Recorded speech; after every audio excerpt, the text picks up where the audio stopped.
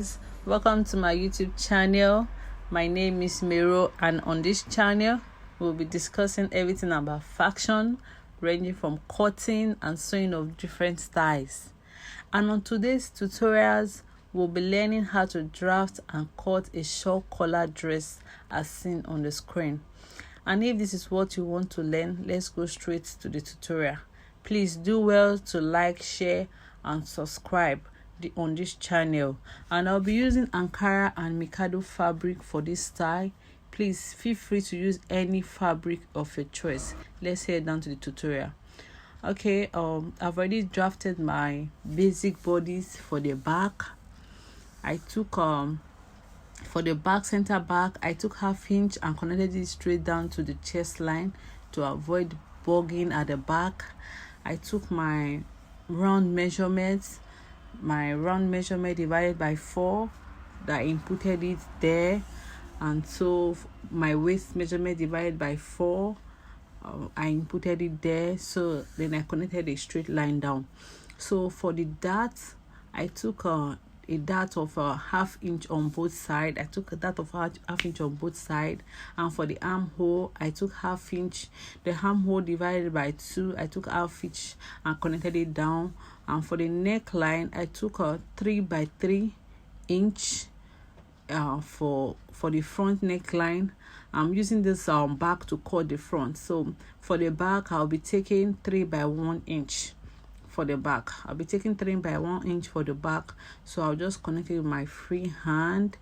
So and for the shoulder, I came down by 1 inch for the shoulder slope. I connected it down to my neckline. So I'm using this back to cut the front. You can feel free to draft directly to your front bodies, like if you are drafting your front pattern, but it's more easier when you draft the back, then you place it to draft the front. So okay, I've cut the pattern, I've placed it on another fresh pattern in order to cut the front of this dress pattern of this dress. So I'm basically just pulling down a slant line from the neckline. So what you do is that, since this is a wrap collar dress, you have to come out using your nipple to nipple measurement. But for mine, I came out by 8 inch because I want it to overlap very well. So in most cases, some people use half of their nipple to nipple measurements, but for this particular pattern, the client wants it to lap very well. So I decided to use the full nipple to nipple measurement of my clients, which is 8, to draw to do the extension of the collar. So this is it. So the next thing now we are doing is to do the collar extension for the back.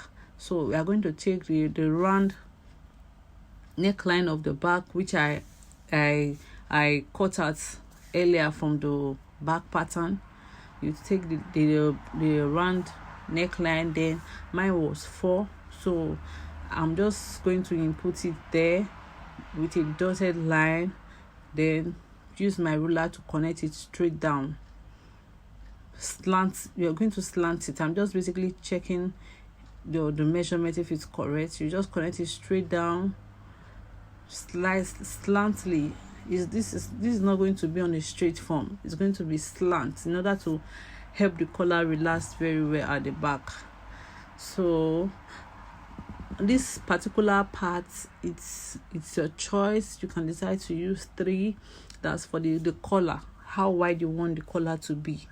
You can decide to use 3, you can decide to use 4, but for mine, I used 4 initially, but I later took it down to 3.5. So I didn't want it to be too wide. So what I'm basically doing there now is that I'm taking half of that slant line we drew. I'm taking 1/2 inch, then I took 1/2 inch outside the line, also connected it straight down. This will also help the collar to relax very well. 1/2 inch, that line divided by 2, then take 1/2 inch out of that line, out of the initial line you drew for the back neckline. Then you connect it straight down.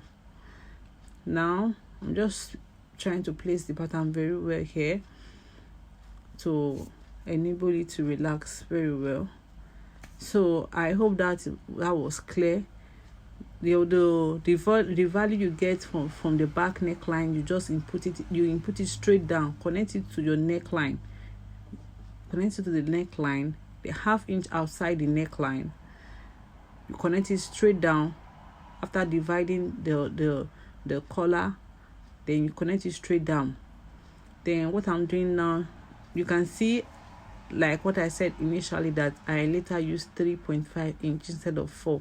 You can see how I shifted my ruler to the other side. So yeah, I'm basically trying to connect it to the extension I did from the waistline to give it that overlap effect. So this is depending on your preference. You can make it straight, you can make it slant, you can slant it, you can just give it any curve, any shape of your choice. I'm using my free hand here. So this is the front and back pattern. So I'm going to place them on my fabric now to cut. Okay, I've cut the pattern here.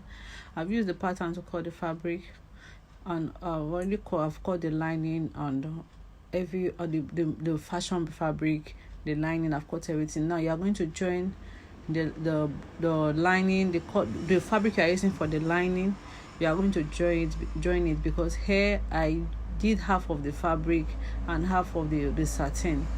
So if your fabric is enough, you can just use your full satin or whatever fabric you are using for the collar as a full lining. So you are going to join the back, center back of the lining, center back of the main fabric, and you are going to just basically join all the fabric you need to join. Then when you are done, we will proceed to the next part of the sewing. So here I've finished joining it. I've putting my darts. I've put in my darts. Initially we took out our darts, and also I have joined the collar, center back collar for the main fabric. I've also joined the center back for the main fabric. So what I'm going to do is that you are going to place the back bodies to the front bodies. That's the collar extend, the center back, the collar that you join at the center back. You are going to place the center back to that collar, the sewing at the center back of the front bodies. So you are going to join the neckline. You are going to pin it to the neck, both the front neckline and the back neckline together. Then you are pinning the two shoulders together. This is main fabric to main fabric. Then you are going to sew on both sides. You do the same thing for the lining. You sew the shoulder and the neck. Please, you pin it. You pin and turn. Give it a nice press. After doing that, you do the same thing for the lining also.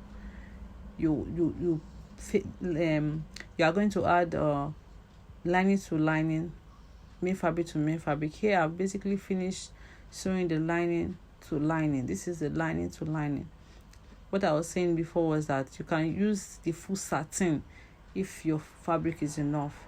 So for the front lining, here you're going to give it a nice press. Then you notch all around the neckline and the shoulder so that it can relax very well. You're going to notch all around. Make sure you give it a nice press. Fabric to fabric, lining to lining. That's how you're going to join. You're going to pin properly. Pin the neckline, both neckline together. You pin the both neckline together for the fabric and for the lining. So basically what you are doing here is that you will join the front lining, the lining for the front and the lining for the front and the main fabric. The lining for the front and the front main fabric, you're going to join it. That's the collar, the lapel for the front. So here I finished joining it. So what I'm doing next is that I'm going to join the fabric to fabric. I'm going to shape it now. You're going to shape it by using the fabric to fabric, lining to lining.